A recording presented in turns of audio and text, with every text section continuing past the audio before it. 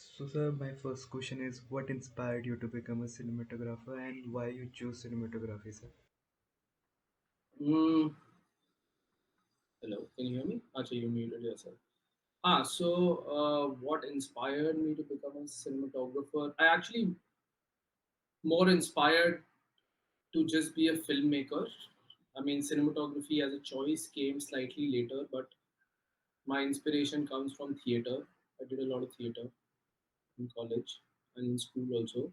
So the idea of storytelling, I mean, in theater also you have like an image making process, and cinema takes it step further because you're not creating an image for a set of audience which is sitting, but you can move your camera into the scene, and tell a story which is more intimate.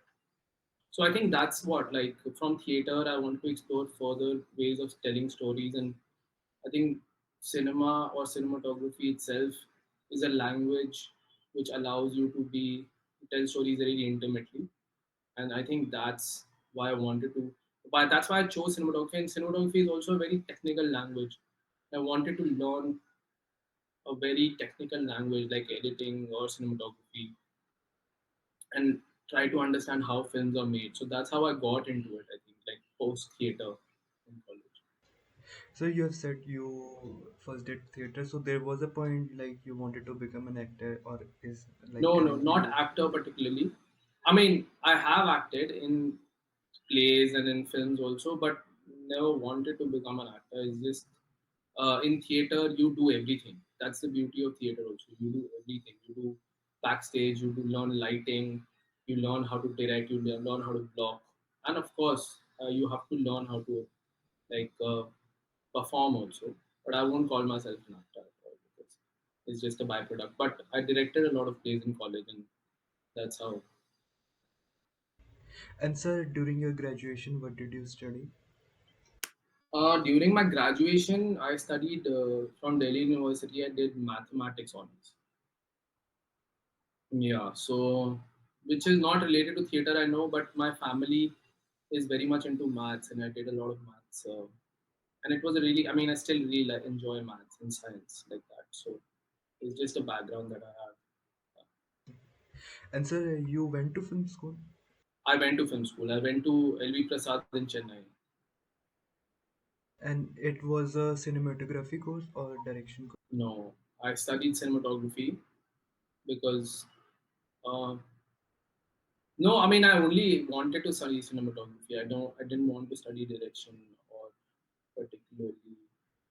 I thought like cinematography gives you a lot more agency as a filmmaker because you know the technicals, and I think that's how I got into it. But once I got into it, I really fell in love with. I mean, I always was doing photography.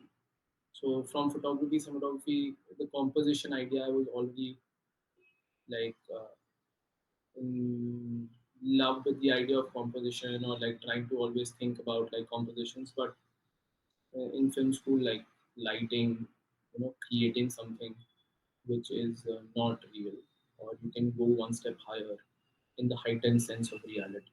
So that's what I really loved about cinematography, and the idea of image and what it does. And, sir, what was your parents' reaction like when you said you wanted to go to film school? Like, were they were okay with it, or they like? Yeah, my parents were okay. My parents were okay because I mean I'd already done maths honors, and yes, they were a little disappointed because maths honors is a very lucrative subject. You can make a lot of money in finance and everything. But honestly, I didn't have much pressure because I have like three elder sisters who all most of them. I mean, two of them have done maths and they've made a career out of it, and they were also not. No one put pressure on me, so I wanted to. I mean, my family doesn't put too much pressure on what you want to do, so in that sense I had the backing. But they always like, it was always clear that if I'm choosing this line, then I need to like figure it out myself. Like, so it wasn't like all support. It was great, like it was like the best kind of support because it's kind of free, like freedom comes with the responsibility, right? So that was basically. And sir, then you did your film school studies, and how did you find your first job in Mumbai? I didn't find my first job in Mumbai, Akash. Actually, I do a lot of regional cinema. So my first work after film school was pretty much actually like it was in Karnataka. So Ananya Kasarwali, who I made my first film with, she directed that first film, Chronicles of Hari. That was right out of film school, 2014, and that's how I mean we were both batchmates in film school, and she was going to make this feature, and she called me for the project, and I did that, and I have been doing a lot of regional cinema. Like I've worked in like Bombay. Actually, Bombay is not. I mean, only now I'm getting more work from Bombay, but like I've done films in Kannada language and Punjabi and I've done a lot of documentaries, for example, long form, Bhojpuri, stuff like that, and documentaries. I mean, Punjabi and Bhojpuri. While Kannada cinema, I've done a lot of fiction. And since I studied in Tamil Nadu in LVP, I get a lot of projects from down south because of my network. But now I'm getting more work in Bombay. Okay. And sir, you did a documentary called For the Love of a Man, Right. which, and what was your experience That in was that again documentary? like, for the love of a man. Rinku Kalsi was making this film when I was in college, when I was in film school. So she needed cinematographers, and she approached our film school, and I was free, and I was keen, and I was actually I had a certain kind of experience about films, which was primarily coming from documentary before I went to film school, because my mentors before film schools were documentary filmmakers in Delhi, and so I was quite keen to do documentaries actually, and I'm still very keen to pick up documentary work. So in the initial phase, I was looking for documentary work, and Rinku wanted a cinematographer, and that was a great experience. It was, uh, I mean, Verite cinema at its like peak best, because you're shooting Rajnikant's fan base during Rajnikant's releases, big releases, and the atmosphere is uh, actually very exciting, but also because of such a like a like a collective mob like energy can also be very scary. So I mean, and that's the kind of atmosphere that we wanted to capture in that film. So it was very exciting. It was all there. You had to just uh, actually create it on the screen.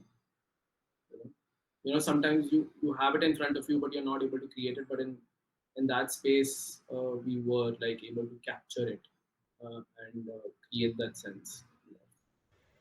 Sir, is there a difference while shooting documentary or fiction films? Yeah, I mean, see, like ultimately, film is the same, like documentary or fiction, in the sense you're making a film. Okay, like both are not reality. That way, like in documentary, also you are capturing something in a frame, right? You don't see the world in a frame. You see it like you're it's everywhere, right? All around you. But in film you are capturing it in a rectangular frame. So it's already an abstract thing. So documentary, if you put pressure on the idea of documentary to be real, then it becomes very different. But actually like documentary is the same practice as any other film, which is you have something, and the only like you have something and you then present it to the viewer in a certain manner which you decide. The narrative is decided by you, how you want to capture it, what lens, how close are you going to be from this person. That's all not reality, that's all abstraction that you're creating as an artist. So the principles are the same. I would say like in documentary the difference is, as I see it, a lot of people might disagree, but as I see it, the documentary is the idea of time. Like you can't recreate, in my opinion, the idea of time in documentary. If the time is happening and you are going to be present, but everything else is manipulated by you. But in fiction, you can recreate the afternoon light. You can recreate this moment. And of course now people are also experimenting, and also the documentary language has gone far beyond this, and like people are doing fiction, non-fiction aspects together. So that's the difference between documentary and fiction for me, which is time. Like time cannot be recreated in documentary. An honest documentary would try to portray it in a certain way. And sir, your experience in The Hunt for Veerappan, which is a series but a documentary.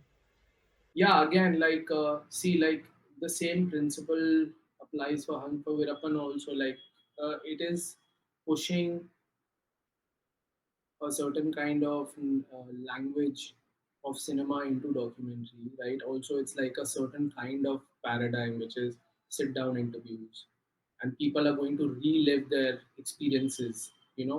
But the important part in that is to create impact is when you're taking that interview, you know, you need to create a space for the speaker, you know, who this person is reliving such traumatic past or such important details of their lives.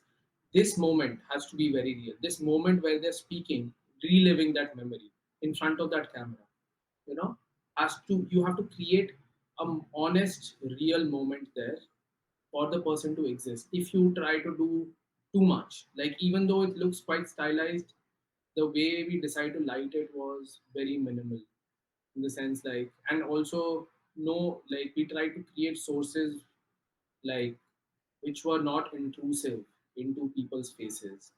So like you see, like so that people can feel comfortable, and we wanted to shoot it with a very small crew, like 2 to 3 people crew sitting when the interview is happening. Everyone else disappears because it's important to get into that zone of a kind of a meditative zone to go into that past. And we used to interview like people for 3 days, 4 days, 5 days. Every day we are sitting in the same position, same light, everything. And it becomes a certain kind of like a meditative zone, almost like therapy, where you are reliving the past. So how do you create that? So that was the most important part about Unforgettable. And then again, that honesty of those characters, uh, if you try to manipulate that, if you don't allow them to speak naturally or tell them to speak in a certain way or sit in a certain way, and which they're not comfortable in, then then the audience can feel that this is not a real story. And the power of the story was the people, like their experiences. And sir, Yeah, and sir, you did a fiction film, if I'm correct. It's called Mithya. yeah, Mithya. So, so sir, what was your experience in that film, sir? And Mithya is like, yeah, I mean, honestly, Mithya is my third or fourth feature film fiction. And I actually, so this is a director, Sumant, who lives in Udupi, Karnataka. And he is from there and he writes about that place, and he's very familiar with what he's doing there. So my experience was a beautiful experience because it was unlike, like you go to a certain big set film, which is like 40 days of mad work with 200 people on set, trying to create something which can be delightful in its own way. But Mithya, again, like because of my documentary experience, we wanted to also, it was a very low budget film, so I took my own camera there, and we decided to shoot it in a very small crew. I generally do like working in small crews a lot, and I like exploiting, because you can in small crews exploit natural light, especially for fiction. Like again, it comes from my documentary experience. Like what does natural light give you? And you cannot recreate those. If you try to, I mean, even if you're superb, you will not be able to create what natural light can give you at the right time. So with Mithya, we wanted to do that in terms of cinematography, but also stay very intimate.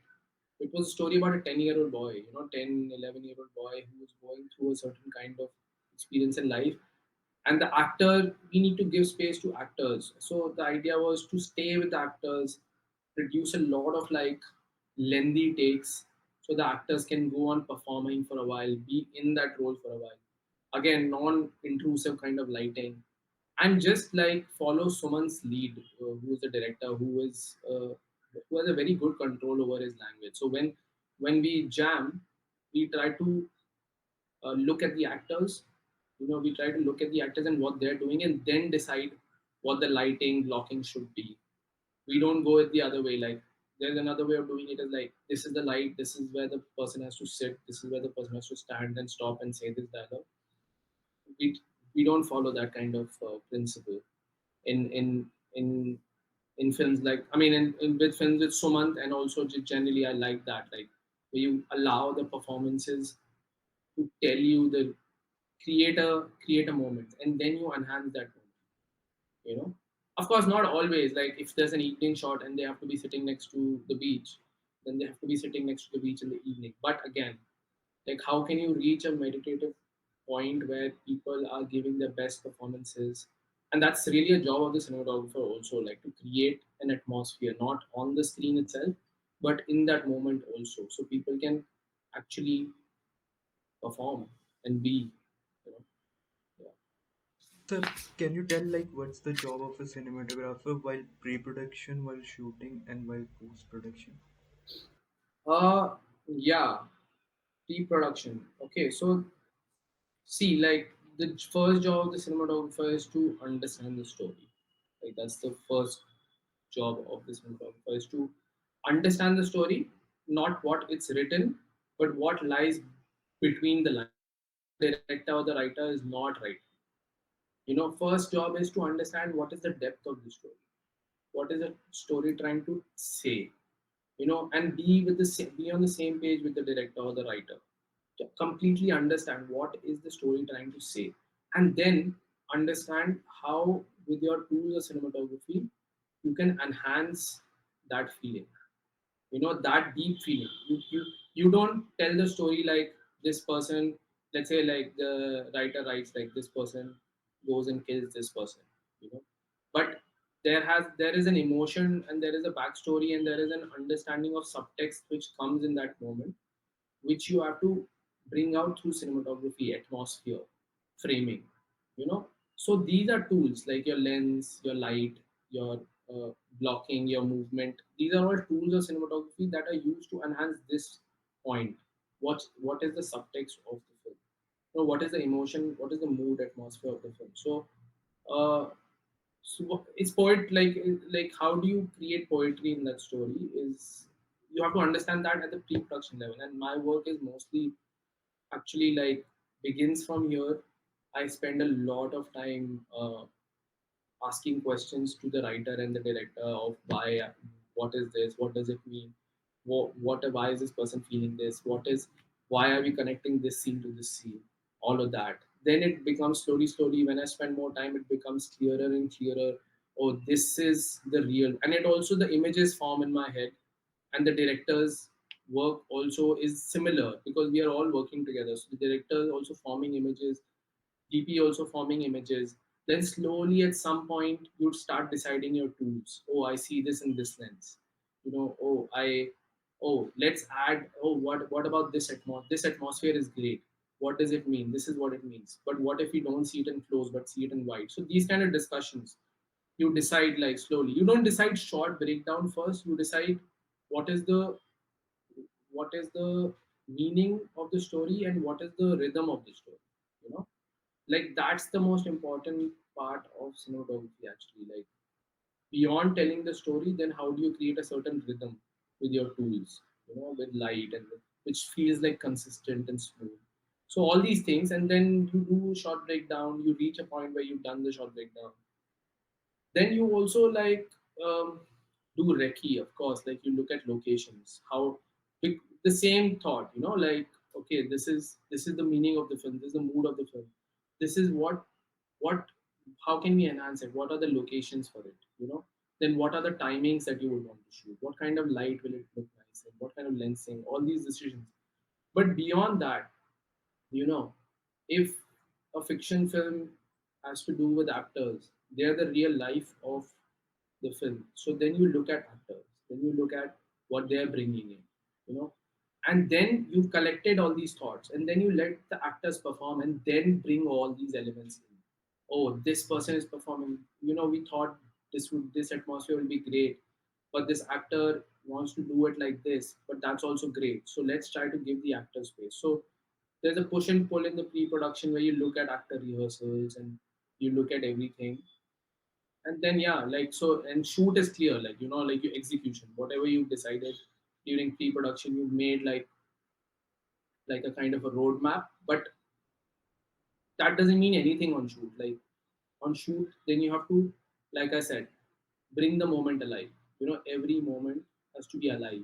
You can't just like write something and that becomes too mechanical कि हमने ऐसे decide किया था यार ऐसे ही करते हैं.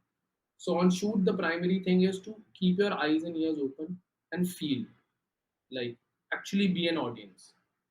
You decided a lot, you are creating something, but then when you look through the camera, you need to feel.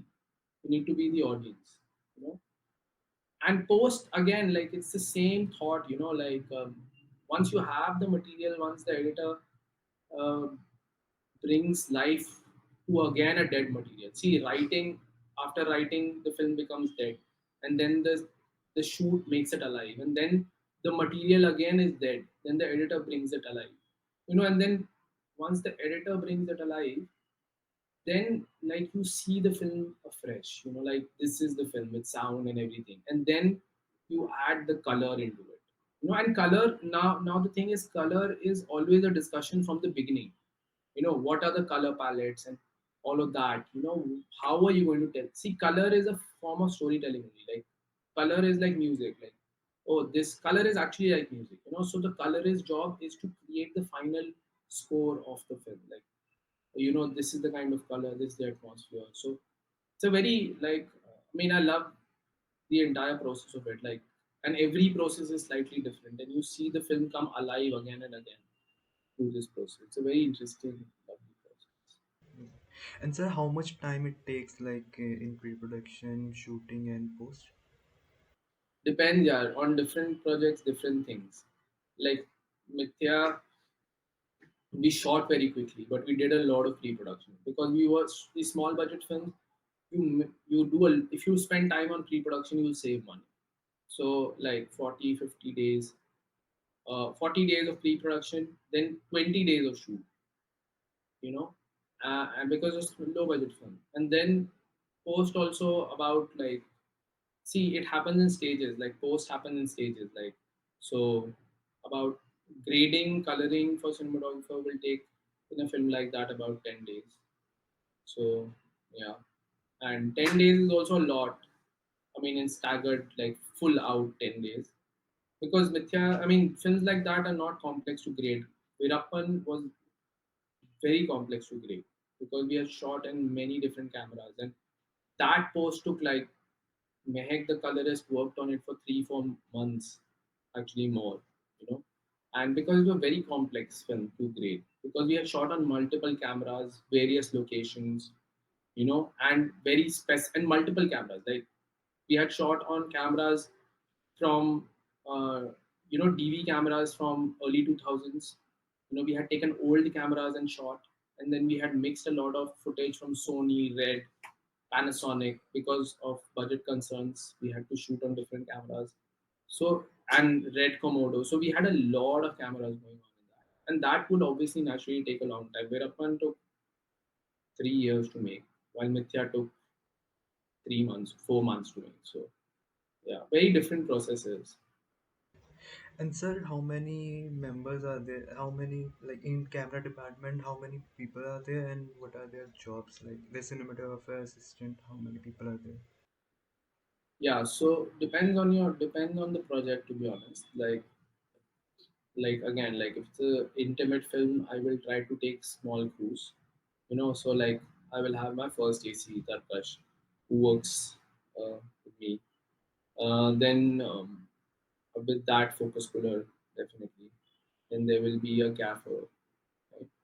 Sometimes you can pull off a project with these three people. You know, let's say one more assistant, second AC you will have. So four people is usually required in a project, but then now in the next film I'm thinking of taking more people because it's a challenging shoot. It's a vast setup um, in Rajasthan, and it's going to be hot, and you need like more manpower. So I'm going to take four people. So I'm going to take three ACs, focus puller, gaffer, maybe four ACs. So different projects, different things. Like in documentaries, I'll go alone. I'll do everything on my own. Yeah. Okay. Okay. And sir, if somebody wants to become, if somebody wants to assist you, like approach you, so how they can approach you, sir? You can write me a mail generally, or yeah, mail is the best form of reaching out. And then if some screening is happening, generally meeting people is also good. If some of my screening is happening and then I'm meeting people, then I remember them more. But and also like with about assisting is like with DPs you don't always have work. So sometimes you have work, you don't have work, and when people approach you, you might not have work, so you can't offer them anything.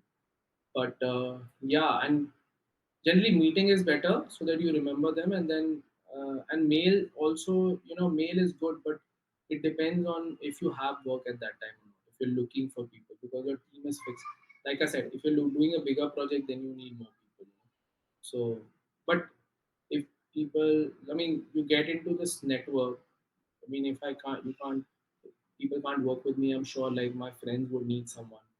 So like that kind of, yeah, that can happen.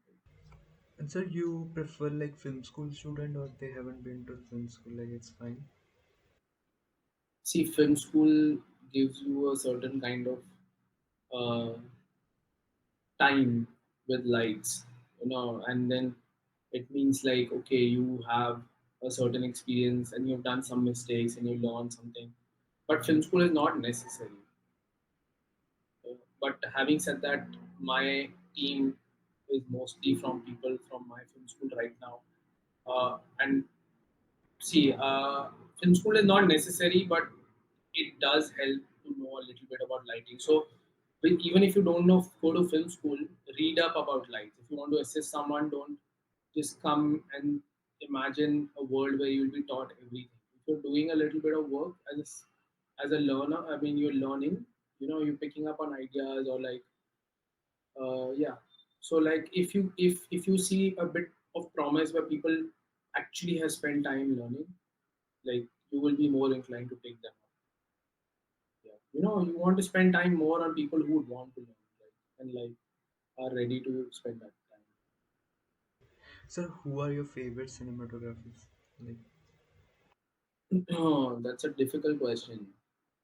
I mean, there are many. Uh, I like people who tell a good story.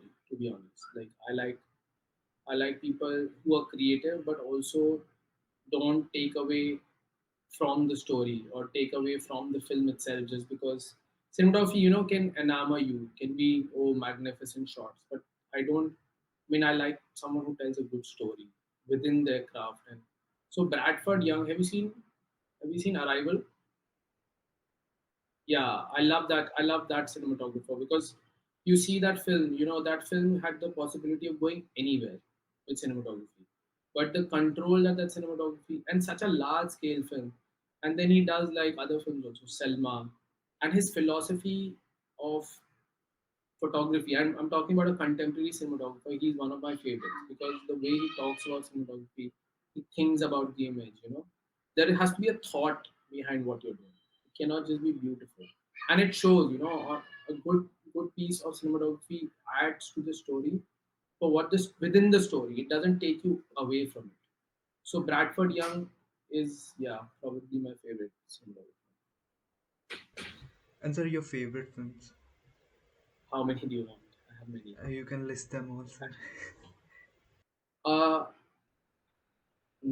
yeah, so many, man, like so many favorite films. I'll just list like Like the we can like make like first we'll go foreign films and then Indian films or documentary films. okay, okay. So I'll list my filmmakers. I mean, because I like the way they work. Like Iranian cinema, for example, I love, and I've grown up watching Iranian cinema. And Asghar Farhadi is my favorite filmmaker from Iranian cinema. And then I mean Jafar Panahi is also brilliant. All these people in Iranian cinema have a lineage. They're coming from a certain space, and the way they make their films.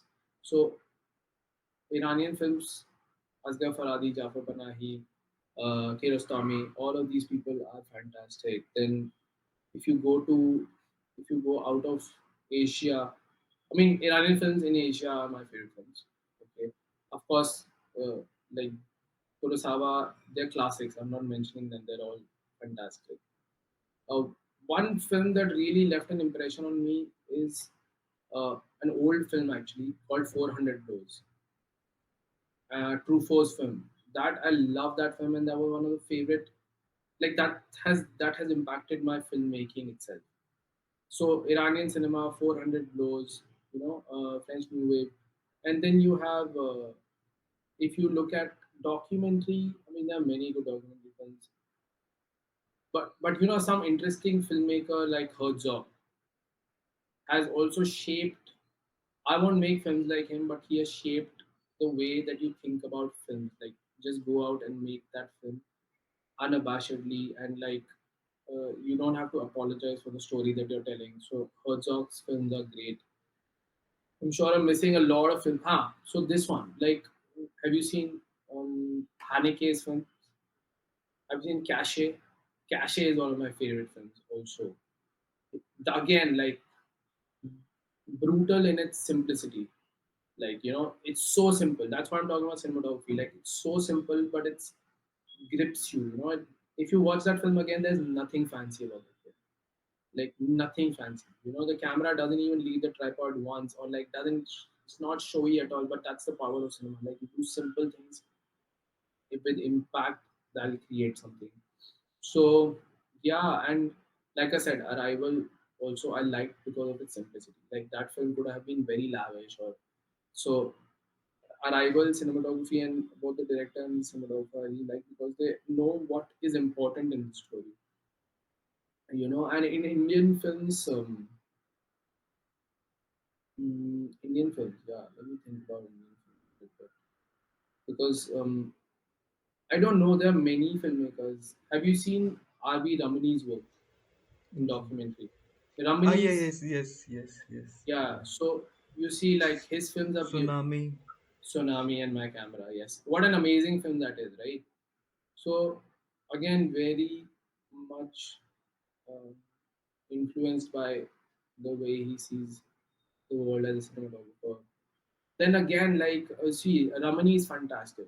Okay, and another cinematographer I love is Kirsten Johnson. You should watch her work. She made a Camera Person and Dick Johnson is Dead. She's a cinematographer who's now making films, amazing documentary films. Like, out of like, she doesn't look at documentary as documentary. She looks at it as fantasy. Amazing. Uh, yeah, and now let me think about Indian films. Yeah, like more Indian films that should come to my mind. Mm, Chaitanya. Chaitanya Thamane, of course, he's very good. Yeah, yeah, yeah. He's very. I mean, he's actually, yeah, in my opinion, one of the best directors in the country. So he's very good. He has great control, and he spends a lot of time thinking out his project, and that also gives it some sort of simple beauty to it. Really like it.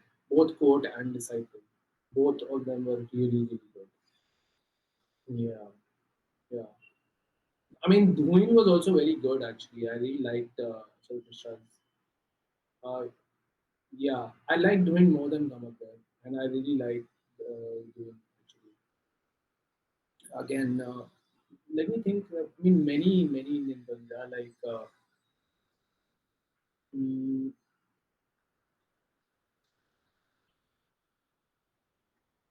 I mean, Vetrimaran, Tamil films also I like. Vetrimaran's films, or I've been exposed to that kind of films also. Yeah. So, yeah. Oh, this one. I'm forgetting the name. But Bulbul can sing. Rima Das. Yeah. Shraddha, she's also a very good filmmaker. So, that kind of, yeah, they're very good. These. And this one, Pratik, what's film? Ibaleu. Yeah, that was also very good. So, Yeah, these are, I mean, new filmmakers who are really doing a lot of great work, honestly. All of these are very exciting filmmakers to, you know, watch. And yeah, these are my favorite films. I mean, I'm sure there are so many that I'm not thinking of. Yeah. And sir, last question is, if somebody wants to become a cinematographer, what advice would you give to them, sir? I mean, I don't know. Just if you want to be something or someone, just do that. Like continuously do it, and you'll find a way to do it. Because times keep changing. Like my advice will not. I mean, see, like go to a film school. Yes, that's a natural path. Go and assist someone. That's a natural path. But I would say just make films. Like make films on your phone, or like just cinematography is not about beauty actually. It's about a language, or it's about, like we discussed, how cachet or these simple films, like how do you tell a story, that's cinematography. So learn how to tell that story.